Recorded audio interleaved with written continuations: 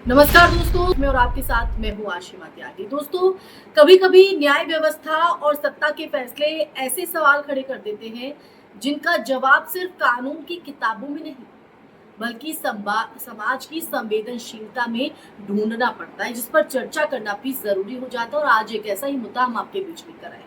दरअसल मालेगांव विस्फोट 2008 से जुड़ा एक ऐसा ही मामला फिर से चर्चा में है, जहां एक आरोपी जो सालों तक आतंकवाद के आरोपों का सामना करता रहा, अब सेना में पदोन्नत होकर ब्रिगेडियर बनने जा रहे हैं। और जिसका मैंने जिक्र किया उसका नाम है प्रसाद पुरोहित, जो भारतीय सेना में कर्नल के पद पर थे। उन्हें हाल ही में ब्रिगेडियर पद पर प्रमोशन दिया गया है। ब्रिगेडियर पद, ये वही पुरोहित है जिन पर 2008 के मालेगांव ब्लास्ट में आरडीएक्स सप्लाई करने और एक कथित दक्षिणपंथी संगठन अभिनव भारत से जुड़े होने के आरोप लगे। इस विस्फोट में 6 लोगों की मौत हुई थी और 100 से भी ज्यादा लोगों के घायल होने की जानकारी सामने आई। अब सवाल उठता है, क्या बदला? कैसे एक गंभीर आतंकवादी मामले के आरोपी को सेना में न सिर्फ बने रहने दिया गया बल्कि प्रमोशन भी दे दिया गया? कैसे? ये सवाल जाहिर तौर पर खड़ा होना लाजमी हो जाता है। तो देखिए, असल में इस पूरे घटनाक्रम का कानूनी आधार समझना सबसे पहले जरूरी है। 2017 में राष्ट्रीय जांच एजेंसी यानी कि एनआईए ने पुरोहित को क्लीन चिट दे दी थी। एनआईए ने कहा कि उनके खिलाफ पर्याप्त सबूत नहीं है और इसके बाद अदालत ने भी उन्हें जमानत दी। हालांकि अगर पूरे मामले को हम देखें तो पूरा जो मामला है वो पूरी तरह खत्म नहीं हुआ था। ट्रायल अभी भी जारी है, यानी वो पूरी तरह दोष मुक्त घोषित नहीं हुए, बल्कि कानूनी प्रक्रिया अभी भी अधूरी है।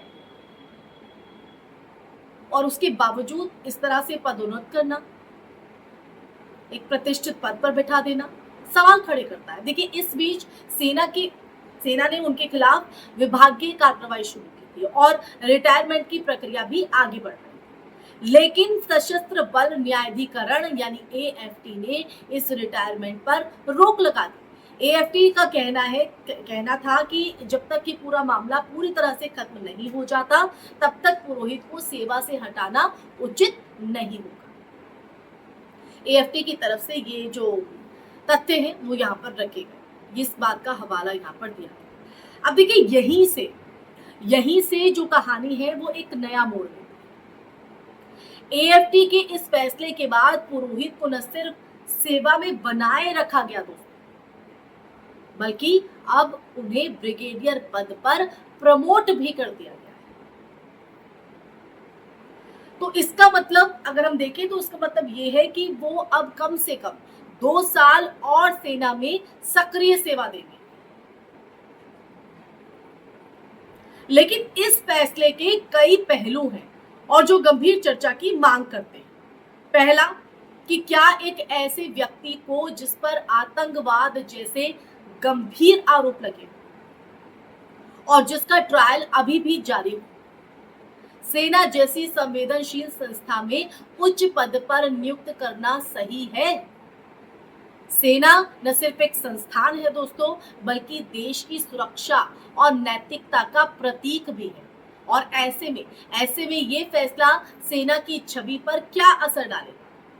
आप ही बताइए, आपके मन में क्या सवाल है इससे जुड़ा, इसका प्रभाव क्या रहेगा? देखिए, दूसरा यहाँ पर ये कि क्या ये मामला सिर्फ कानूनी प्रक्रिया का पालन है या इसमें संस्थागत पक्षपात की आशंका भी देखी जा सकती है?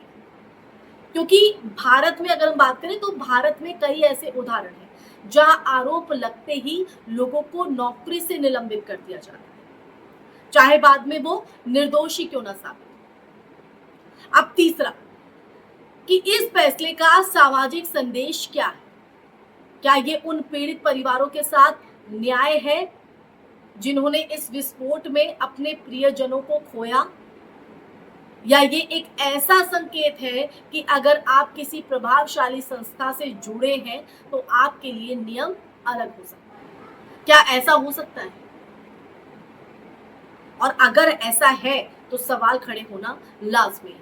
अब देखिए, यहाँ पर इन तमाम चीजों के बीच ये भी ध्यान देने वाली बात है कि पुरोहित का नाम उस कथित नेटवर्क से भी जुड़ा हुआ था, उस कथित नेटवर्क से भी जुड़ा था जिसे हिंदू आतंकवाद या सैफरन टेरर के रूप में चर्चा में लाया।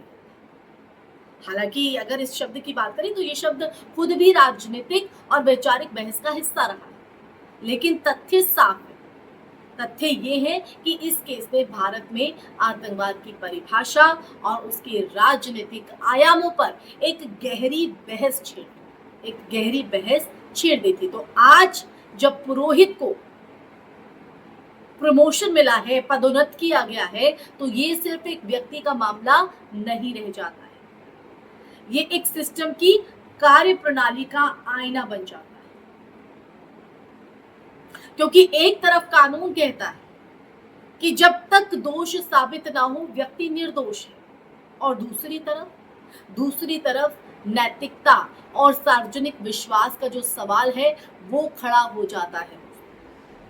और यही असली दुविधा है कि क्या हम सिर्फ कानूनी तकनीकीताओं के आधार पर फैसले लें या फिर उन फैसलों के सामाजिक और नैतिक प्रभावों को भी ध्यान दें। तो ये इसलिए बेहद महत्वपूर्ण हो जाता है दोस्तों। अब इसको किस तरह से जहन में रखा जाए ये हम पर डिपेंड करता है, हम पर निर्भर करता है, क्योंकि यही चीज जो है हमें सही दिशा में ले जाएगी।